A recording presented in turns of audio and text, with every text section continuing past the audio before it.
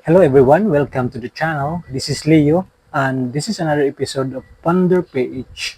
So today in this episode, gusto ko lang pong i-share.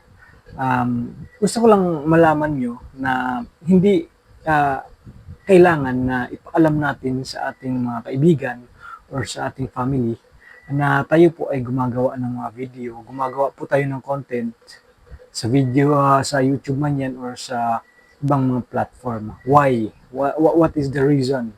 So, simple lang, no? Sa akin nangyayari to. Let me give you a good example. Nangyari sa akin, meron akong na-meet na dating kaibigan ko. Hanggang ngayon naman, kaibigan ko pa. Then, nagka-chat kami at nagkakumustahan. Sabi niya sa akin na, kumusta? Ano na? Kumusta na? Saan ka nagtatrabaho ngayon? Kasi yun naman talaga yung usually na kinukumusta yung trabaho mo, anong ginagawa mo ngayon, ano na yung nangyayari sa buhay mo. So, yun, nasabi ko sa kanya na yan, side hustle lang tayo. And then, mayroong konting mga business. And then, yun nga, nag-upload tayo ng content sa YouTube and other platform, no? So, yun, natawa lang siya dun sa pagpa-platform kasi daw wala namang patutunguhan yan. So, ang dami daw sumubok na yan. Tapos, ganun din. Wala naman yan. So, ba't na lang hindi na mag-focus sa mas mga importanteng bagay. So, ganun talaga yung dahilan. Tayo kasing mga Pinoy, meron tayong tinatawag na crab mentality kung saan mas pipiliin pa natin hilahin yung ibang tao pababa kaysa suportahan natin sila. Nangyayari yun, maraming mga tao na nakaka-experience ng ganito na for example, nangyayari dito kasi sa business pagka ikaw ay nagsisimula pa lang at wala ka pang napapatunayan sa business mo, hindi ka susuportahan yan ng families and friends mo. Saka ka lang nila yan susuportahan pag may napatunayan ka na. Hanggat wala ka pang napapatunayan, distant yan sila sa iyo. Yung iba nga, to the point na ikinakaya ka nila kasi gumagawa ka ng video na i-embarrass sila sa ginagawa mo.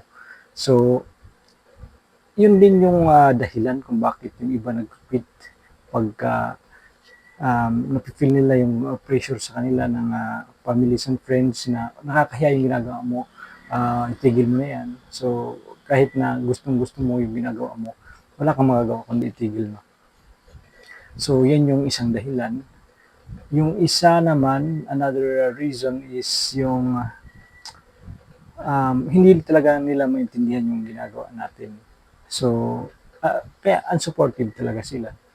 Unless makakita na sila ng resulta at gusto na nilang gayahin yung ginagawa mo, saka lang yan magkakaroon ng interest towards yung sa ginagawa mo. At sad to see, no? Parati namang ganyan yung nangyayari sa atin, mga Pinoy. Aywan ko kung bakit na mas sinusuportahan pa natin yung ibang tao kaysa sa sarili nating pamilya o kaibigan. Mas prefer pa natin na suportahan yung iba. Yun nga, nangyayari yun sa business talaga. Ako kasi, I'm a businessman. Meron akong mga, hindi naman malaki na business.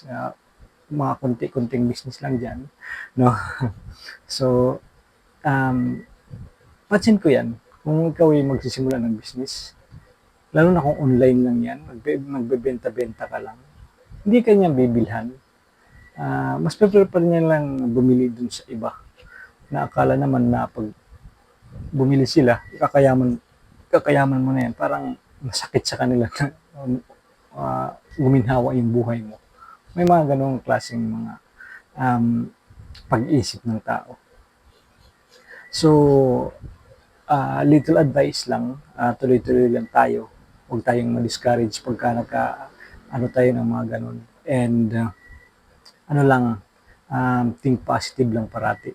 Grind lang ng grind. Kasi nandito tayo para for a long run tayo. Hindi tayo nag-quit. Ano ko na rin na hindi dire-diretso yung growth na um, mangyayari sa'yo dito pag ikaw ay gumawa ng content sa YouTube o kahit sa Facebook.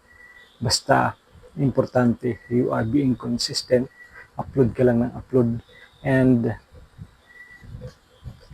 darating din yung panahon para ma-recognize ka ni YouTube o di kaya ni Meta at mag-grow yung channel na you deserve naman. So, yan lang po yung thoughts ko. Huwag kang paapekto sa kung ano yung sasabihin sa iyo ng ibang tao. Ah, tuloy-tuloy lang. Sana po may natutunan kayo sa video na to. Please like and subscribe naman po sa ating channel. Kung may katanungan kayo, please comment down below and susubukan natin sagutin yan. God bless po. See you in the next one.